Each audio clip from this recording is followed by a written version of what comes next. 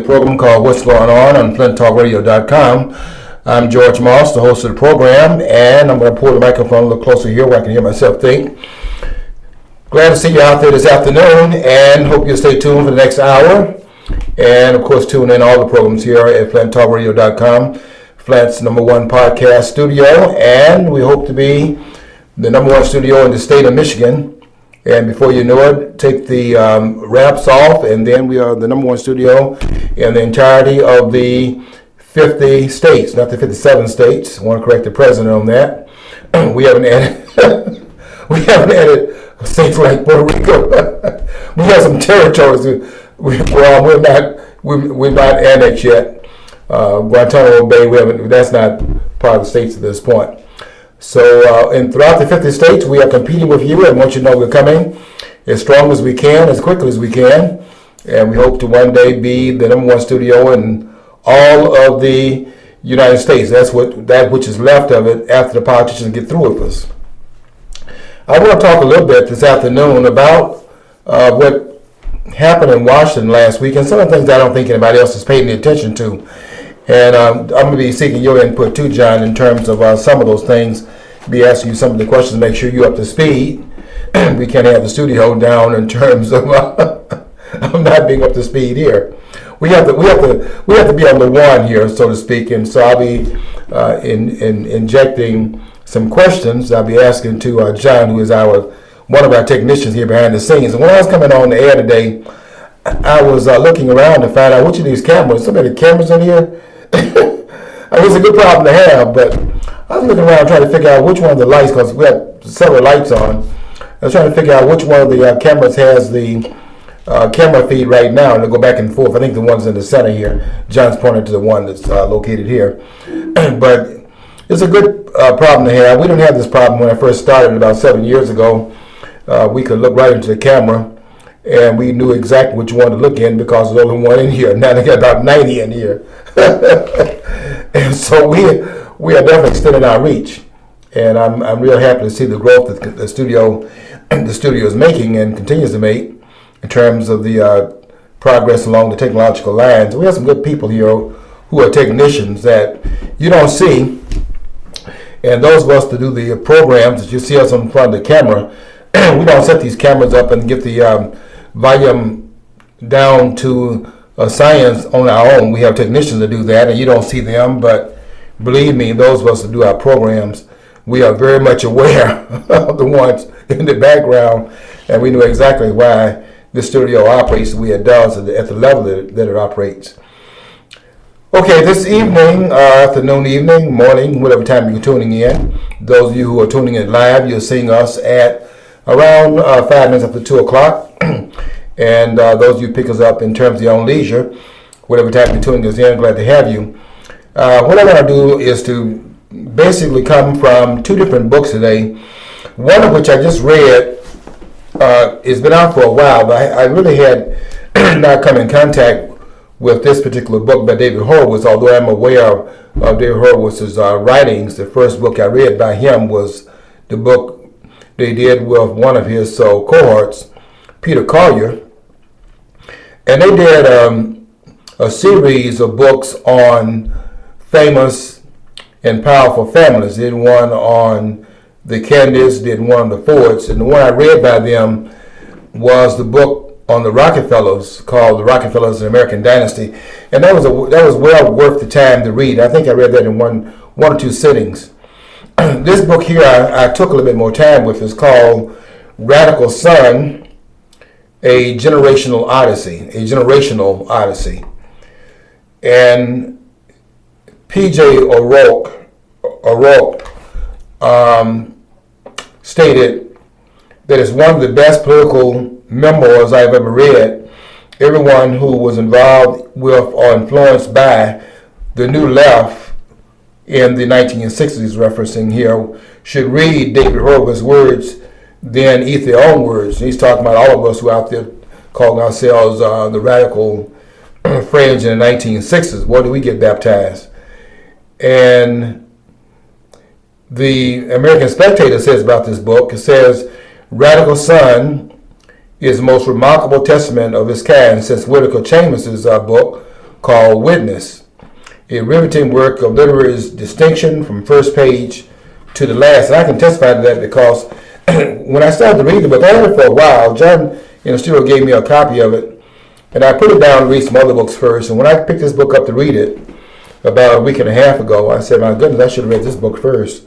Because, I mean, you know what, in reading this book, John, I don't have to read anything else.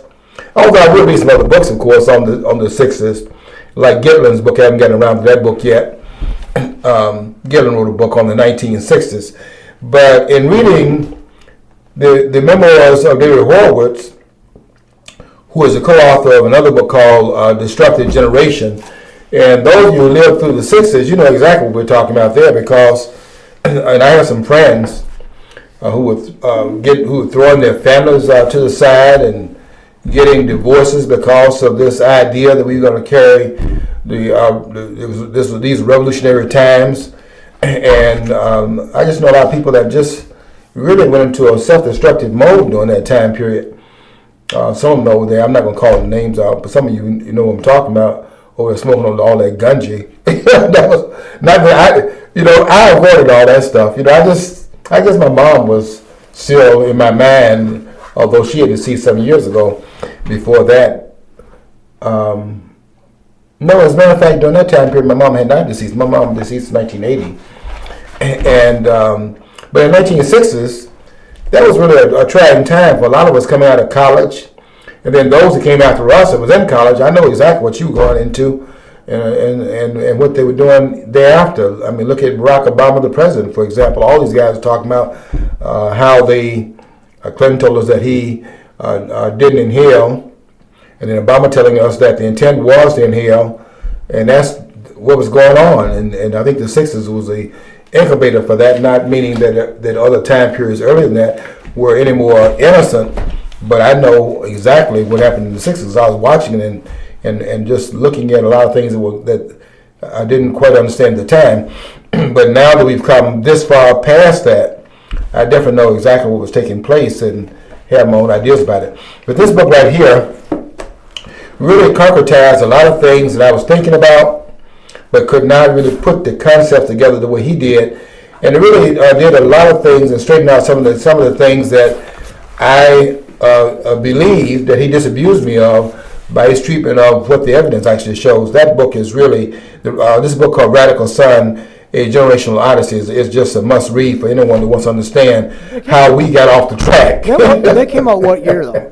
1992. Yeah, because I remember, I had a friend, when I bought the hardcover book, I bought it from the Conservative Book Club, and it was shipped to me, and I was reading it, and then my friend, Mike Bancroft, who was involved in local politics for a while, he was going to a conference or some kind of event where David Horowitz was going to be at, and so he got me my book signed. So I got a signed copy of Radical Son, and when that book came out, I don't know if you were aware of that, but it had quite a controversy behind it because, of course, he got Howells protested that he was nothing but a traitor and malcontent and all this stuff. But I read the book, and I think it was probably the witness of that this generation. The book, Whittaker Chambers, having been a former communist who wrote a book that was a tell-all book, which I never read. I only read excerpts of Witness, but it was a very kind of, he went through, I think he went through kind of his own he was a diehard believer, and he saw the light, and it was probably very painful for him to admit that God used to follow is no longer alive and living in your heart or whatever it is. So it was a pretty powerful book, though, and I would say A Radical Son. I read that, and it was like because his parents were leftist. I mean, committed communists. Yes. He was a red baby. Born and raised in that little part of New York. I forget what's the name of it. Being the hotbed for communist activity back in the 30s and 40s. So it was a great book. Mm-hmm. Yeah, it is a great book, and I'm going to read this one part, but let me find something else I had not intended to read, but I wanted to read something about what Ronald Reagan said to David Horowitz once he had come away from his radical politics into a more conservative understanding of things. And let me see if I can find that one page. I think it's on 429. Yeah, I think that's the page.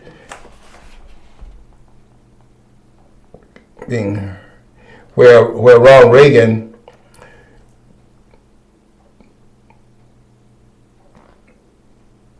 Ronald Reagan said this to David Horowitz. He says, he talks about Charlton Heston, a man who for years had carried a lonely conservative torch in the industry. Heston was another second thoughter, having been a Roosevelt Democrat and the chairman of the Hollywood Committee to support Martin Luther King's Civil Rights March in 1963. Like Ronald Reagan, he was fond of saying, "I didn't leave the Democratic Party left me." And when Horowitz met Ronald Reagan for the first time, Reagan told him that he said, I woke up, these are not his exact words, but he was saying, but I had an epiphany, or I was a second thoughter before you were, meaning that Reagan and some of the others were over there on the left, not the radical left, the more moderate left, if you can call anything on the left moderate, but had his own treatise about what was really going on and what the fantasies were, and woke up to a better understanding by just simply living life and then getting more understanding of what it was that you were dealing with, not all of it as real as it may have been at the very beginning when you started out on this trek, but some things you found out along the way in the journey. And they had another, I guess you have to call it a second thought, another way of looking at what they were facing. But that's what experience does.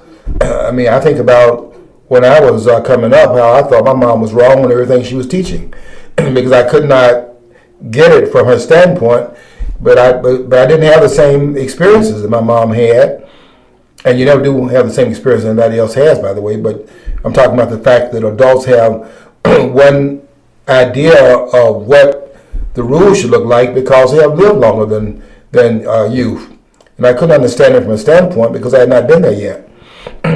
But over time, you do gain experience, and those experiences ground you in ways, or at least it should, that you really can never have when you are in your formative years. And so I came up as all youth do. There are no youth that actually can avoid being young and the mistakes that you make, because youth is by definition inexperienced and doesn't have as much information as you'll have later on. The longer you live, the more information you should acquire.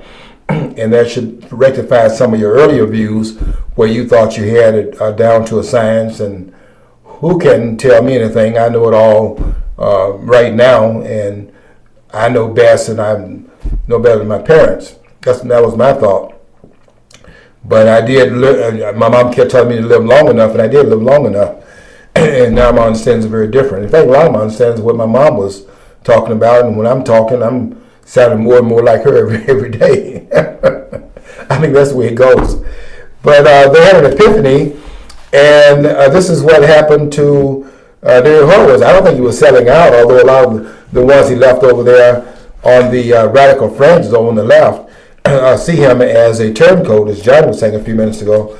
But I don't think it's a matter of being a turncoat, not based on what he says in this autobiographical treatise, this memoir, political memoir that he wrote about the time when he was a radical, the radical son, then he transitioned out of that into where he is right now. And he is a staunch conservative today, but that was a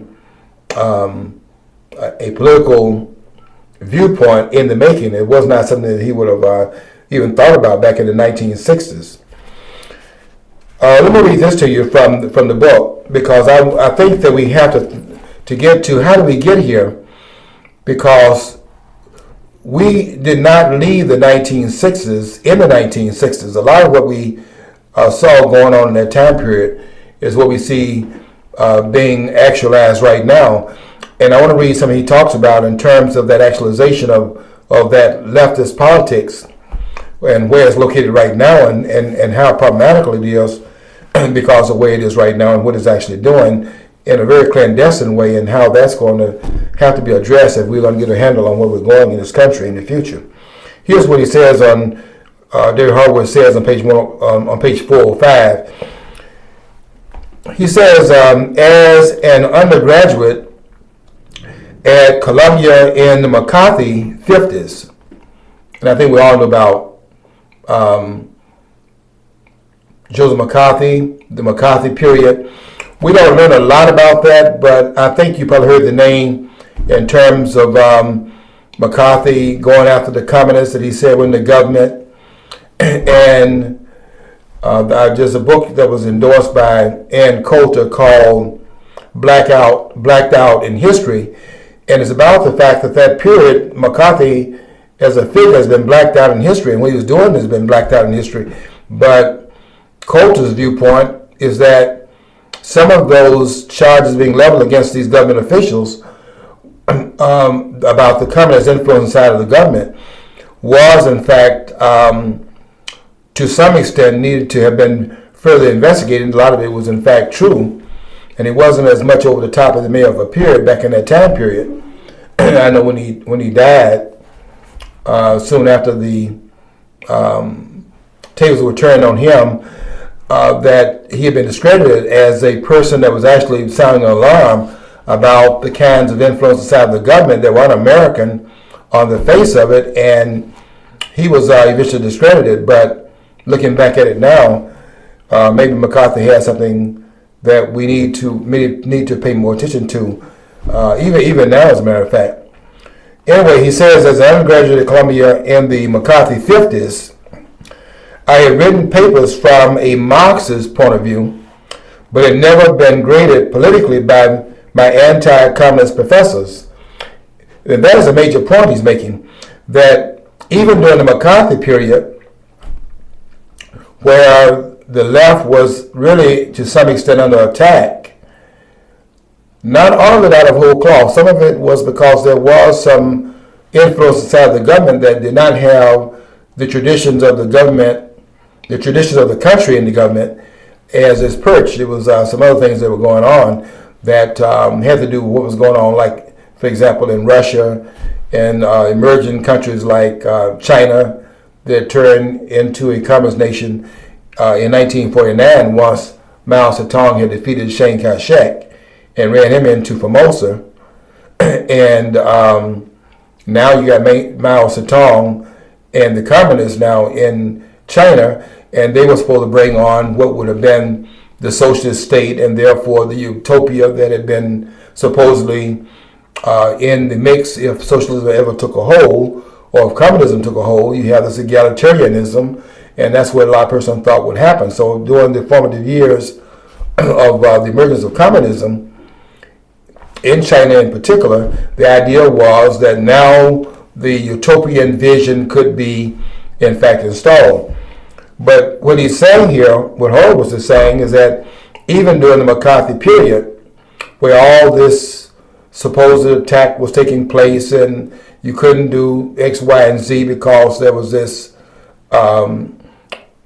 investigation of those who were seen to be un-American, much of it was thought to be kind of McCarthyist, in meaning that it was made up and it was just simply going after folks for no apparent reason. He says that even during that time period, there on the college campuses there was no no professors grading students politically. Nor had I ever felt that the lectures I attended were veiled indoctrinations.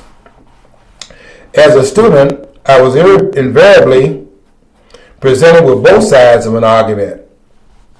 When I visited university campuses now, he says, however, the contrast was striking. Courses were often baldly, B-A-L-D-L-Y, baldly ideological. And we've seen some of that aired on programs like the O'Reilly Factor had a program on, I think a couple of weeks ago, where they had a student that had taped one of his professors at one of the colleges here in Michigan. And what was said in that tape was very appalling in terms, not surprising, but very appalling in that it was this vision, and anyone who objected to that vision being in the class, being in that classroom by the instructor, you were going to be nailed down. And when you saw it, you saw that it was this point of view, and there was no other point of view that was allowed in that classroom. And the university did reassign the professor, put him on paid, he's still on paid leave, or maybe just another paid position, but they took him out of the classroom because once that was brought to the administration's attention, how do you then continue to act as if you don't know that kind of indoctrination is taking place? So he says, when I visited universities today, unlike it was even during the McCarthy period, he's finding a lot of ideological information being put out where it is baldly ideological. I mean, they're not even trying to hide his ideological perch, which means that they're very comfortable in the university in transmitting what basically is Marxian, instructions. I don't think that's a stretch. I think that a lot of what is being taught in college campuses is Marxism. He goes on to say that students were graded politically and frequently intimidated from expressing their own perspectives in today's college campus, unlike during the McCarthy period. He says the atmosphere of political terror was far greater and more pervasive than anything I had experienced as a Marxist in the McCarthy era. Although there was no statistical evidence to prove it, I would estimate, he says, that many more academic careers had been aborted for political reasons during these post-60s decades than during the entire communist quote-unquote witch hunts of the McCarthy period. The reasons for the lack of statistics was the same as for the effectiveness of the purge. And this is the caveat right here. Unlike the McCarthyites, whose base was government, the left-wing witch hunters were inside the academy, where Horowitz says they could operate in secrecy and to far greater effect. And that is dramatic, because what's going on behind the scenes is an incubation of the next generation that's going on behind closed doors, and the country is being transformed underneath the surface in a clandestine way behind the ivory towers on our university campuses, behind the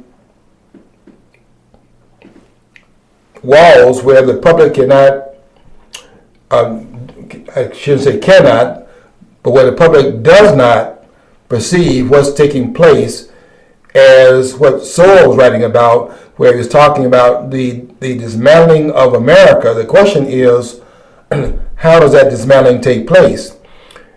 And in Sowell's book called, the other book he wrote called Barbarians Inside the Gates, which is another book that ought to be read, is that we have the barbarians, quote unquote, the unwashed of the 1960s, the generation was saying make love not war, And the idea of bathing, that was too middle class, and wearing certain clothes that identified you. I mean, this was taken off. The shirt and tie, the business clothes, that was taken off. And wearing hose in your pants, that was in vogue. Wearing patches, that was part of the attire as well. And it was a generational thing where they were the unwashed, the vulgar, quote unquote, the targeted group. And they have come back, changed some of their attire, and they've come back with a passion, almost with a vengeance. And we're seeing them operating now on college campuses. And Horowitz is right in saying that unlike the McCarthyites, I mean, this is worse than during that time period, he's saying whose base was government. I mean, McCarthy was a senator from Wisconsin. The left-wing witch hunters, those who are seeking those who dare carry a conservative view, those witch hunters are not in government. I mean, some they're in government too, but and to a large extent with the present administration, but they are inside the academy. And he says here where they can operate with impunity, and that is major, because I was online just the other day on my Facebook post, and a lot of people repost some of the things I write on Facebook, and then in one of the reposting, one of the person on that particular wall of that person that reposted my article came on the post and made some comments and asked me what my credentials were, and I told them what my credentials were for making the comments that I made. And because they were trying to say, well, I was on the college campus, and this is what I know is blah, blah, blah, and so on and so forth, trying to defend against this charge I was making, that we are now in a period where the radicals have come back, and they have recreated themselves as far as how they present themselves, but their radical ideas have not changed.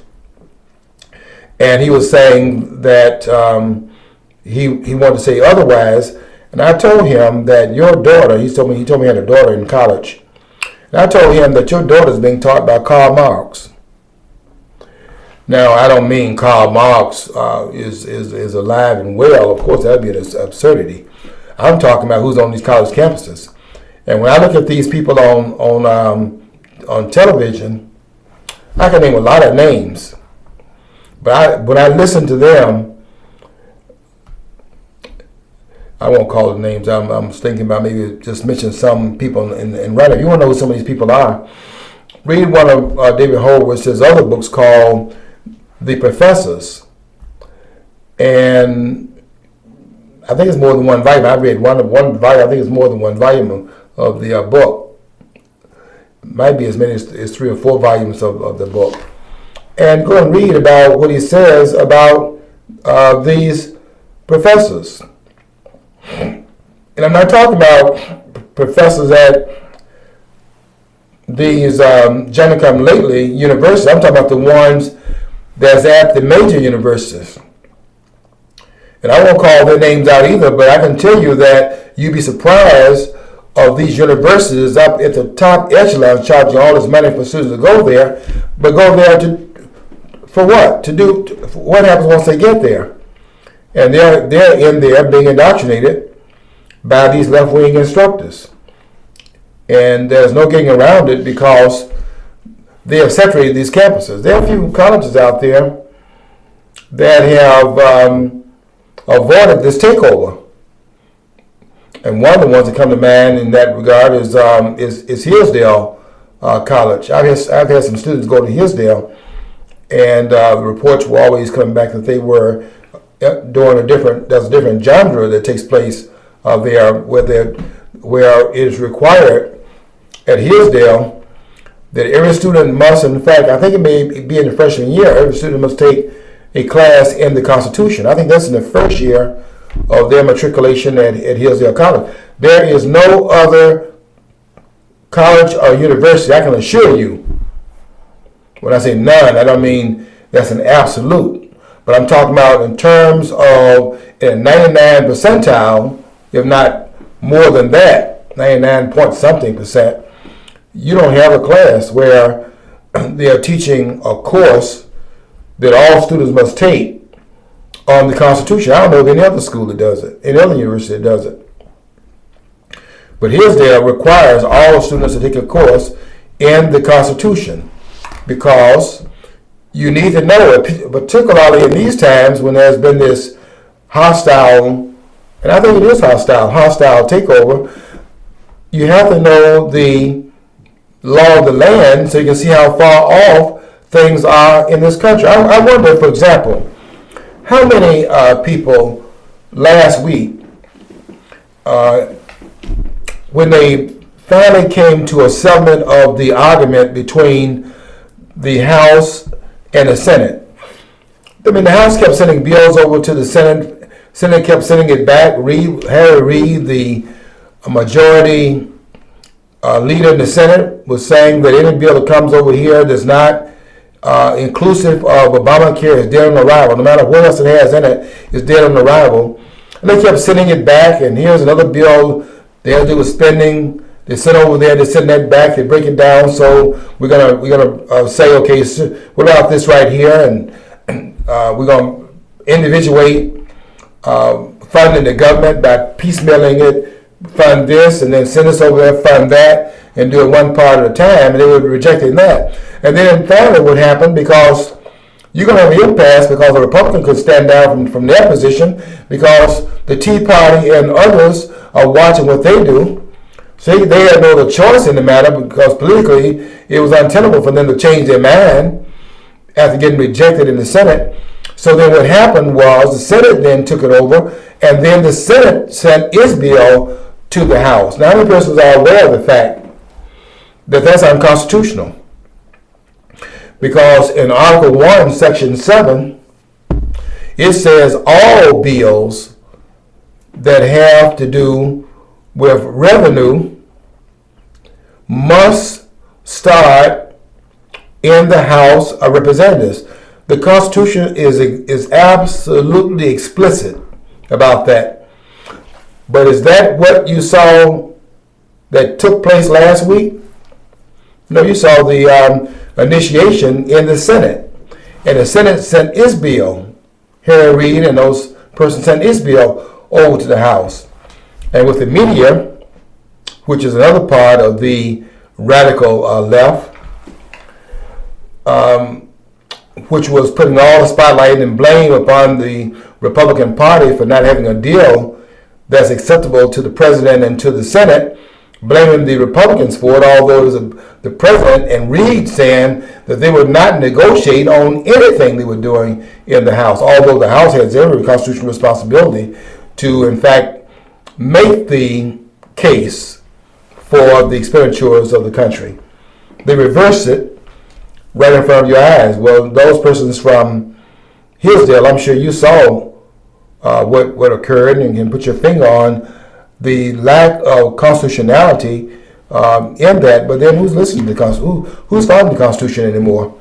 It seems to me that the Constitution, if you mention it, if you in fact have the word patriot in your group's name, you're targeted. And why would that be the case? Patriotic, the word patriotism, being a patriot, any of that is now hanging in the balance, and that can get you targeted. Look what the IRS was doing. And you have to ask yourself the question, why does that take place? Well, I think Horowitz, nailed it in terms of what we now have in place. And he was saying that it is much more temperamental now than it was during the McCarthy period. Because at least on the college campuses, for example, you weren't graded ideologically. You were graded based on the content of what you were writing, even though they may disagree with you as far as their own ideology was concerned.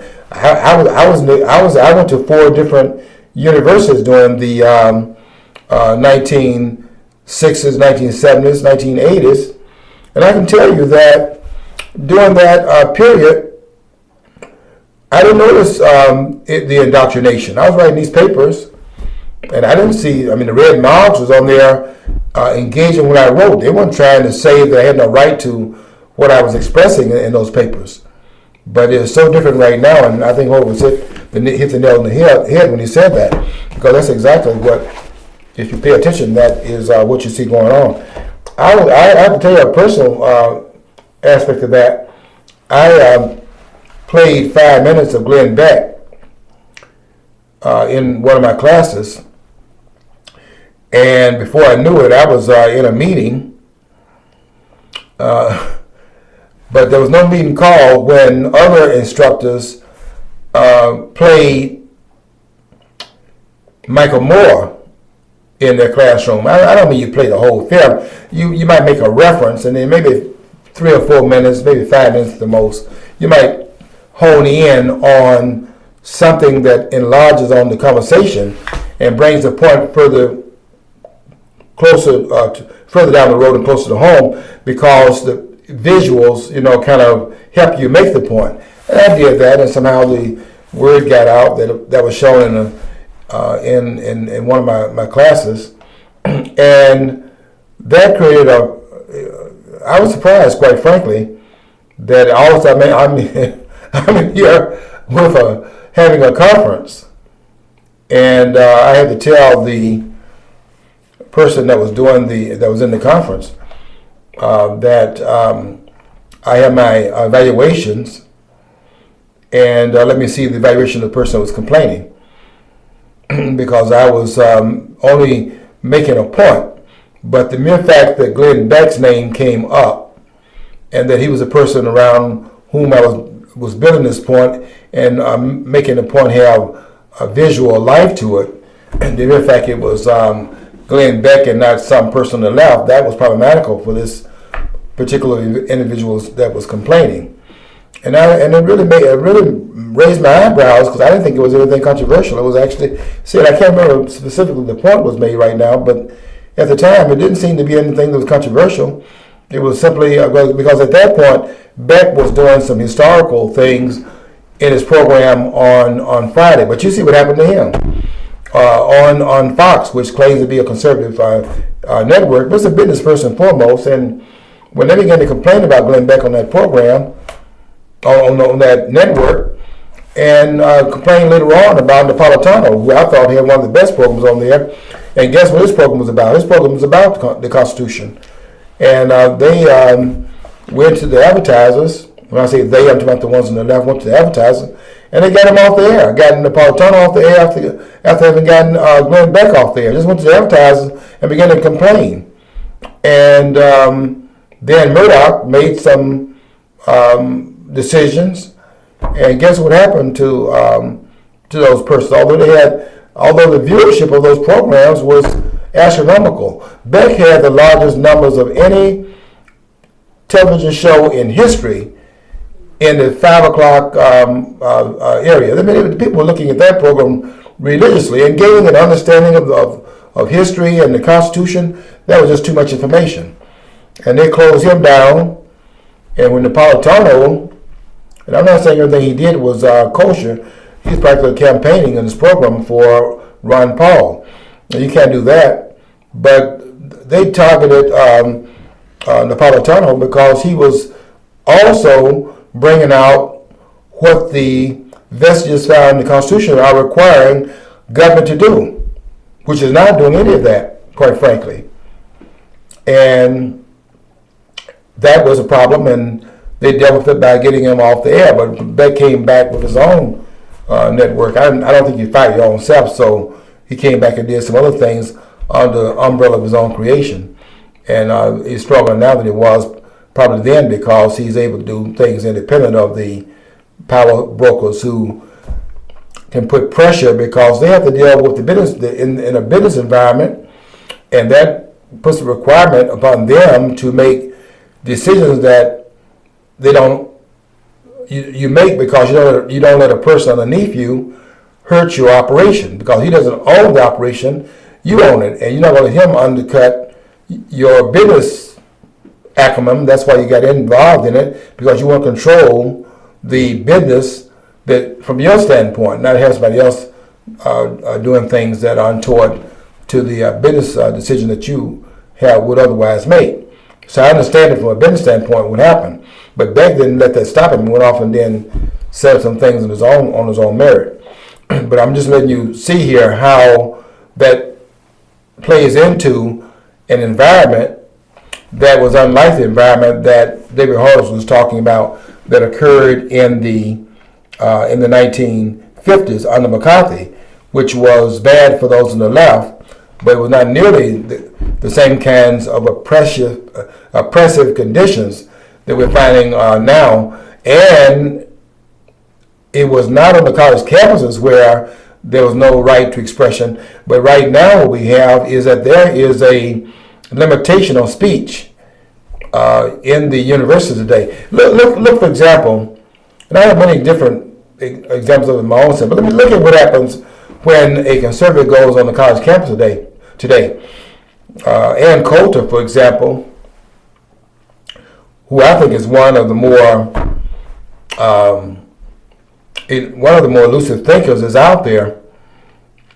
Don't agree, obviously, with everything she says, but Ann Coulter is out-of-the-box thinker, and I admire her for the fact that she is not afraid to state opinions that are not necessarily popular in the public domain. She often takes a position that's really opposite to what is really the general flow of ideas. But I like her because she doesn't practice political correctness, and she visits college campuses at her own peril. And I remember seeing one film of her speaking. I forget the name of the college right now, but she was speaking on one of the college campuses, and before she knew it, here some jerk coming out of the wing. He's got a pie in his hand, and he's trying to catch her before she can get away. She sees him coming, and she runs off the stage, and the guy is coming toward her with the idea he's going to hit her in the face with a pie. That's how little respect he had for the First Amendment, the right to freedom of speech, and the right to hear all the ideas, not just one set of ideas, but to put all the ideas on the table where everybody can kind of hear what the ideas are in a university. It's supposed to be carrying out the universal ideas of things, and then you make up your own mind. You know, when you write your papers, you write it from the standpoint of your own point of view, but it's been an informed point of view. You got to be able to say, based upon these documents and this professorial group and so on and so forth, this is what I feel. But that's no longer what I see happening a lot of times, too often on today's college campus.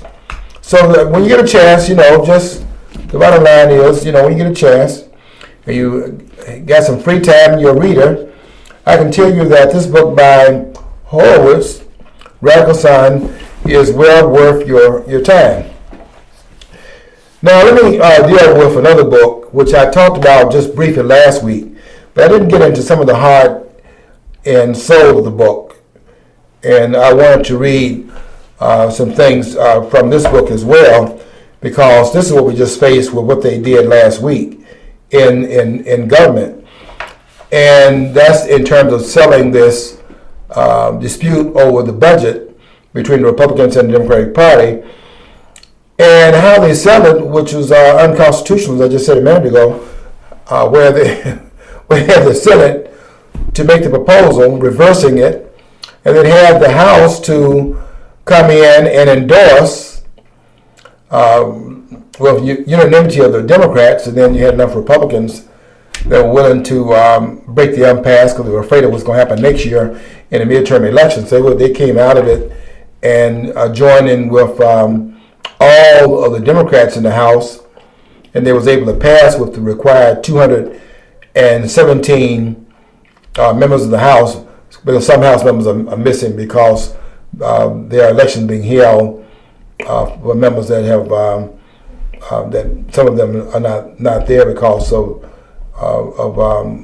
resignation or death and so on. So there are 3 members of the House that are missing, and so it would have taken 217 rather than the normal 218 persons to endorse the proposal because of the fact we have 435 members in the House and 218 is a majority of one in that particular body. But we're taking 217 in this case. And they passed it, although it was in defiance of what is required by the Constitution. It's amazing that no one caught that, and I certainly don't expect the members of the Congress to catch it because they're in defiance of the Constitution almost in everything that they do. Here's what the book called "Official Lies: How Washington Misleads Us," written by James T. Bennett and one of my favorite writers, Thomas DiLorenzo, Dilorenzo.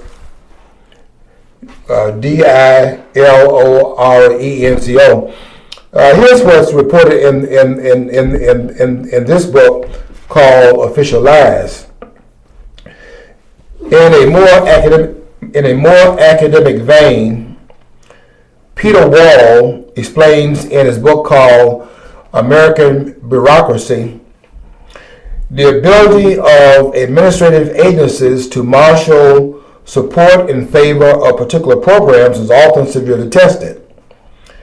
And as a result, the agencies have frequently created public relations departments on a permanent basis to engineer consent for their legislative proposals. In other words, a lot of public opinion is in fact molded, and some of that, by the way, is done by politicians and government leaders and things of that sort. So that what we're getting, and the press does it, the propaganda is in the press does it, by putting a viewpoint out there so as to drive public opinion. For example, we saw this past with the so-called government shutdown. I've asked certain people what they think about the government shutdown. Nobody said the government didn't shut down, although the government never shut down. But the reason why everybody thought it shut down was because there was this constant bombarding on the part of the government telling us, with the doors wide open, that the government was in fact shut down and there was no credence to the statement whatsoever.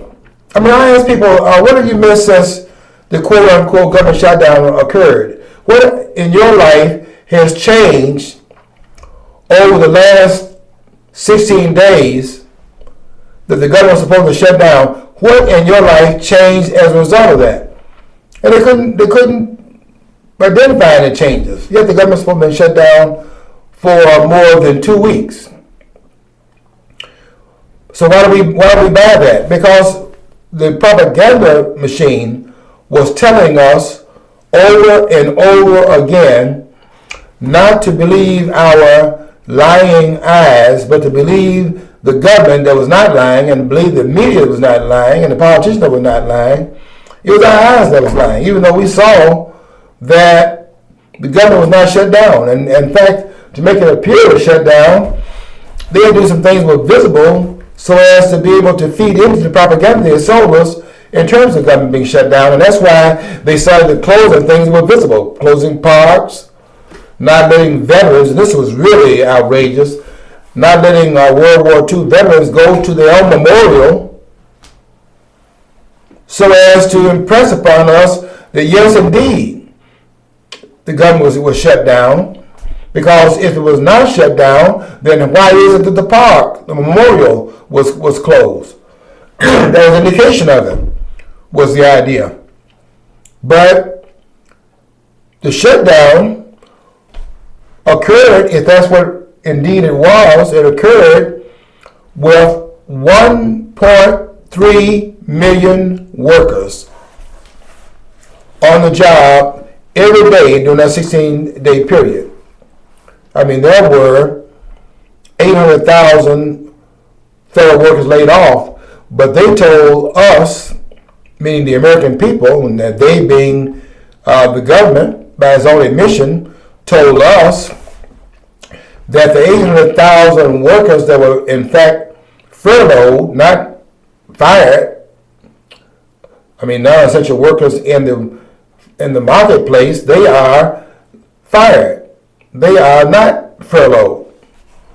They are let go because you don't carry non-essential workers on the payroll.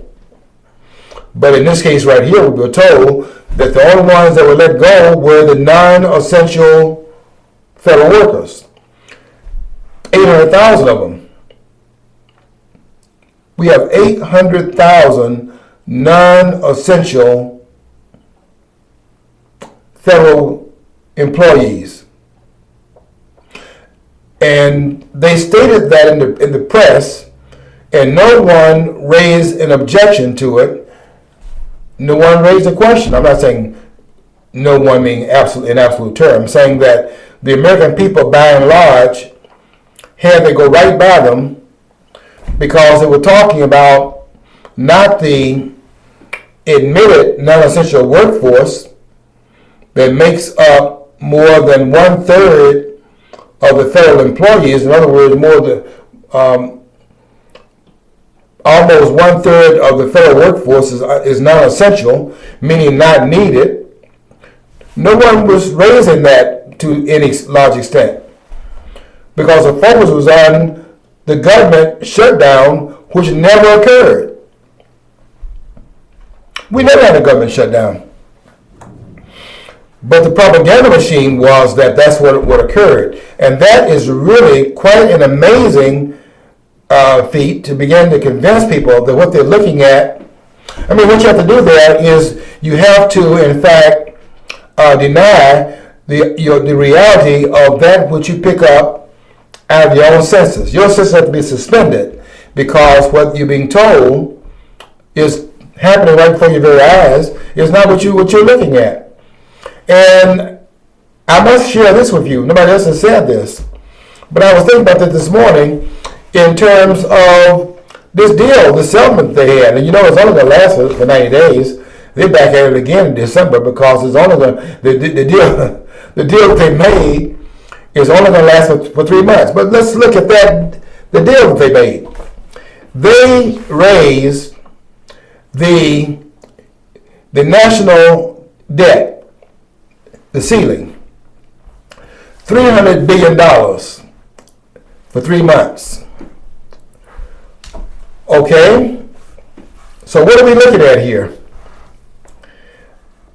I think what we're looking at, quite frankly, is that we're looking at the fact that they could not sell, giving us a $1.2 trillion additional burden on our children by solving it for the whole year and then adding to the national debt by $1.2 trillion. We'll do the math.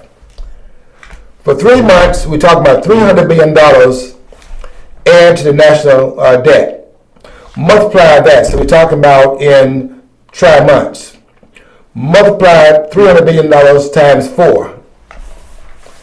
And what do you come up with? You come up with the amount of money that they spent over the budget last year, the amount of money they're printing in terms of the currency, as they're in fact counterfeiting the currency. That's another $1.2 trillion.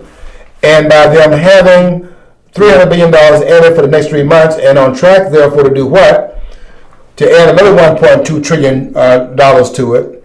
They were able to get away with it because the distraction was we are talking about government shutdown, and that was what the emphasis was. And so when the ceiling was in fact raised and additional borrowing took place, everybody's breathing a sigh of relief because the government now is back open again, as if it had been shut down in the first place. I mean, this is ludicrous that what is taking place. And now we have, rather than solving the problem, you know, really, when they were talking in Washington about what would happen if the government defaulted on its obligation, and let's stop for a minute and just go over what that means. That means that if they, quote unquote, what they were talking about was whether or not the government being closed government being shut down, whether that's going to interfere with the government defaulting on its servicing its debt.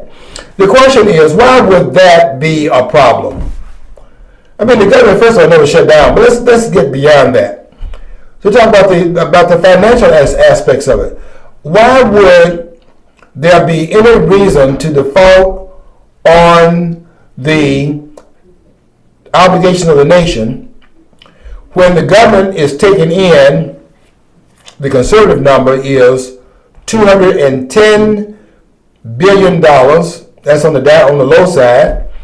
And on the upside, $230 billion per month, which comes out to between $2.5 trillion a year to $3 trillion a year. So why would there be a need to default on the servicing of the debt if you're raising every month, and it never stopped just because the government claimed it was shut down? The money, everybody still paying their taxes. Or did you out there in the listenership and the viewership of FlintTalkRadio.com, did you go back and change your W-2 form and say that since I'm not getting the government services, they can't open the parks up, I'm going to pay less taxes, so open up my form, and I'm going to pay less taxes because I'm not getting the same amount of government services? Did you out there do that? I don't think so. And I know I didn't do it. And the government receipts don't show that anybody did it. The government receipts were the same. And you would actually be able to pay your bills more so, since the other workers that you know would be paying on furlough. And you're having that was a crisis. And we may not need to pay our bills because the government's in fact shut down. It's pure nonsense. Absolutely absurd. And the question is why we buy that. We bought it because the propaganda machine was telling us one thing when the reality was quite different from what we've been told. And I mean, I just kept watching it as I watched a number of other things were taking place because they had the propaganda machine cranked up and it was telling us a number of things that were absolutely untrue. Let me tell you another thing. I wrote about this morning on my Facebook wall. I wrote an article today. I'm making a point to be on the post at least once during the day. And I wrote this post this morning on what part of $17 trillion does the government in Washington not understand. I mean, $17 trillion. And in that piece, I was talking about some of the absurdities that we have in terms of this notion that the rich don't pay their fair share. I mean, that's not absurd. Because are we to believe that the poor are paying $2.5 trillion in taxes during the year? I mean, who's paying the taxes? The poor? No, the successful person are paying the taxes. And yet we're being told that the rich are not paying their fair share. And I think that's tied to what we see going on right now, what we saw that went on last week, and that is that the federal government, is in fact attacking success. I made this point this morning. I said that what we have here is the fact that it is failure that's being rewarded. And I think that's why that's why they name schools failing schools, because what they're doing is that they're rewarding failure. They're penalizing success. And we see that going on in terms of how they're cranking up what they did last week. Well, I want you to read these books. I want you to read Official Lies by Bennett and De Lorenzo, because we got to get a handle on things and what's going on, and read Radical Son by David Horowitz, because these things will give you some insights, and read my posts on Facebook, because we're doing things there that nobody else is in fact doing. Okay, well, until next week, I want you to stay tuned to the programs here on Flint Talk Radio for the rest of the week, and then we'll see you again next Monday. Until that time, we want you to follow your dream. No matter what Washington says about it, follow your dream, because if you don't follow your dream, you'll never know what's on the other side of the rainbow.